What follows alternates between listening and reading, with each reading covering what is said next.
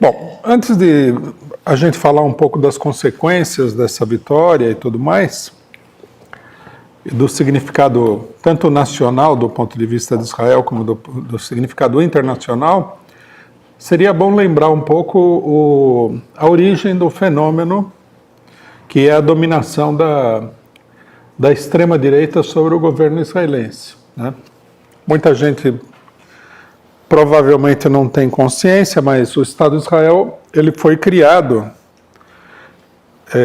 e dirigido durante um longo período, né? Seus principais líderes, num primeiro momento, eram todos do Partido Trabalhista, um partido de esquerda moderada, né? Alguns diriam de centro-esquerda, que me parece impróprio, né?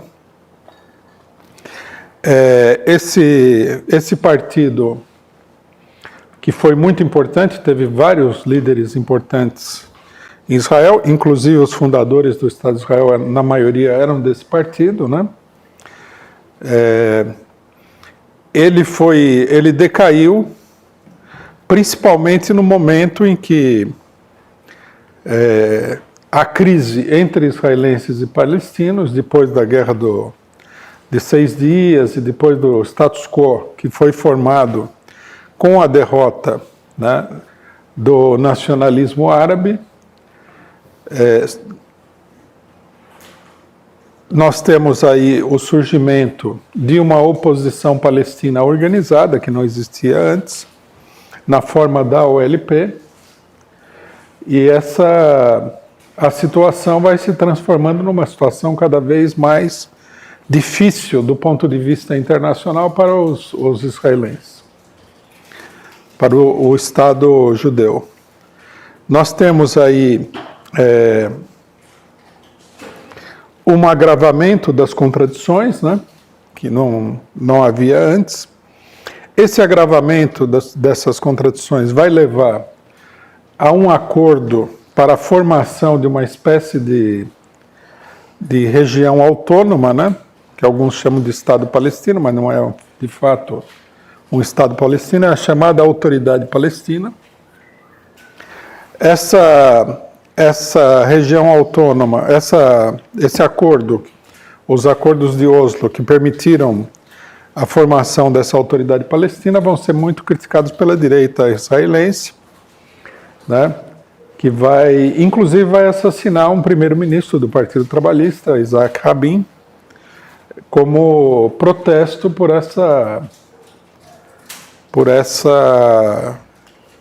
essas negociações e por essas concessões, vamos dizer assim. Não são de fato concessões, porque a situação exigia da parte dos israelenses que eles fizessem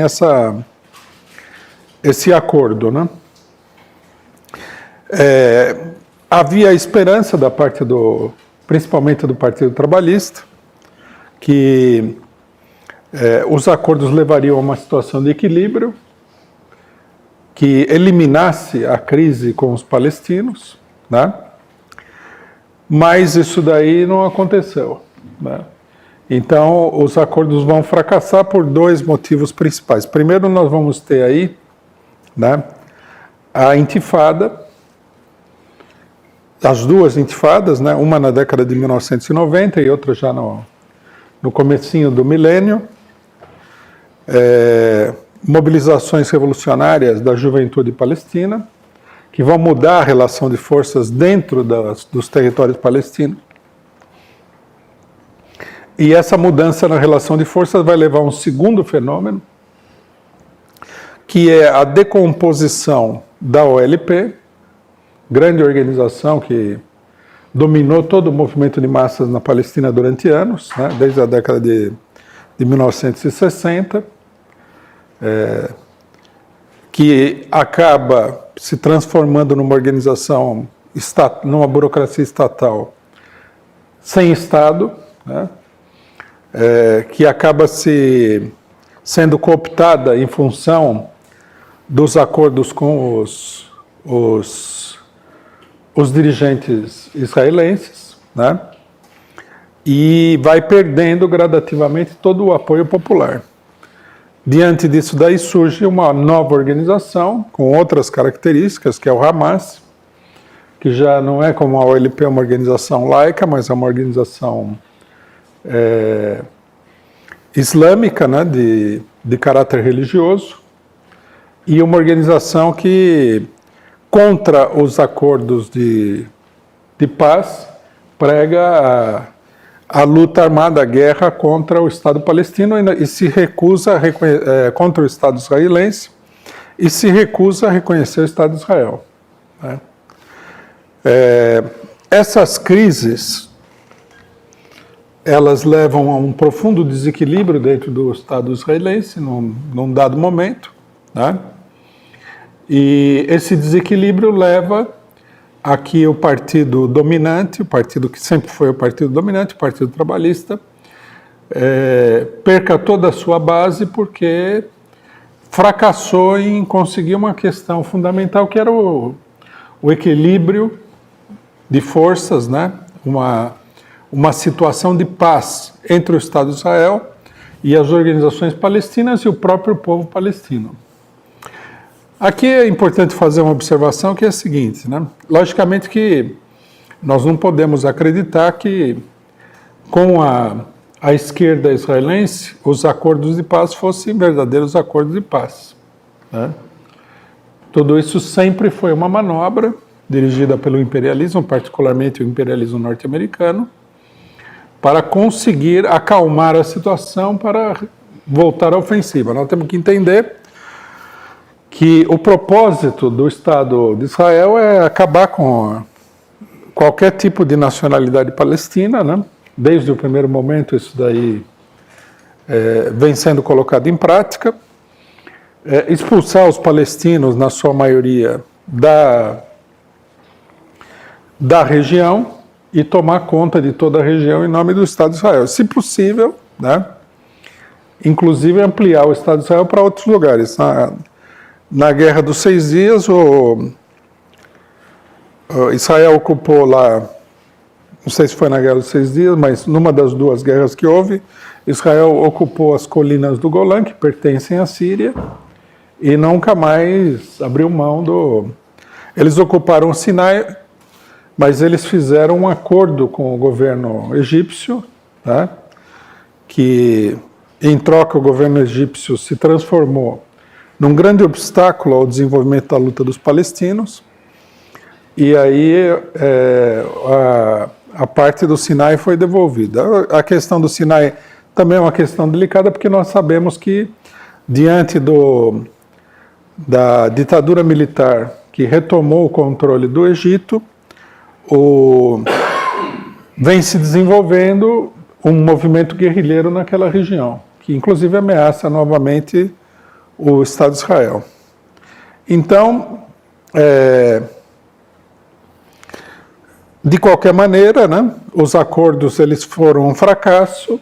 Isso daí levou a que a extrema-direita explorasse o medo da população israelense dos ataques, né? O Hamas fez vários ataques à bomba em Israel. Isso aí foi explorado a fundo para mostrar que a população estava totalmente insegura e que era preciso uma política de força contra os palestinos. Aí estabeleceu-se o governo da direita, que é de fato uma ditadura, né? Embora a direita tenha maioria tenha tido maioria no parlamento, com vários grupos ultradireitistas que existem em Israel, grupos racistas e tudo mais.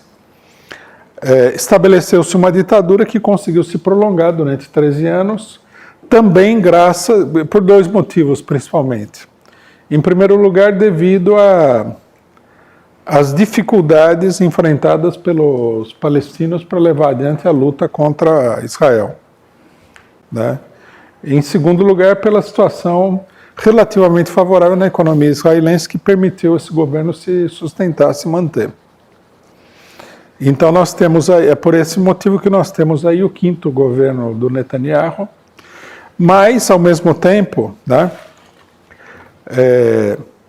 é importante falar que há uma série de indícios, né, que aparecem na própria eleição, de que essa situação em que o o Netanyahu e a extrema-direita conseguem manter um certo equilíbrio através de uma política de força contra os palestinos, ela está se esgotando, né?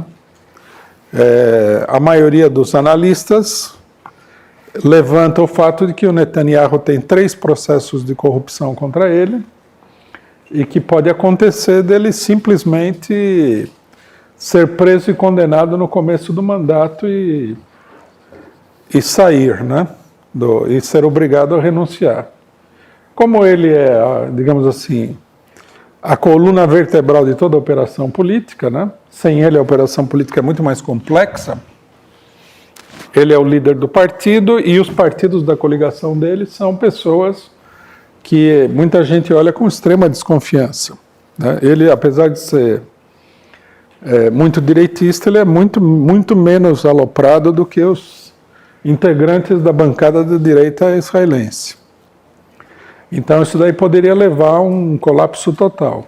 O surgimento desse Partido Azul e Branco, que não é um partido de esquerda, né? Ninguém na eleição levantou isso daí, é um partido de direita mais moderado do que o partido do Netanyahu, dá a impressão de ser uma operação de constituição de um partido de reserva para a eventual crise da política da extrema-direita no governo israelense.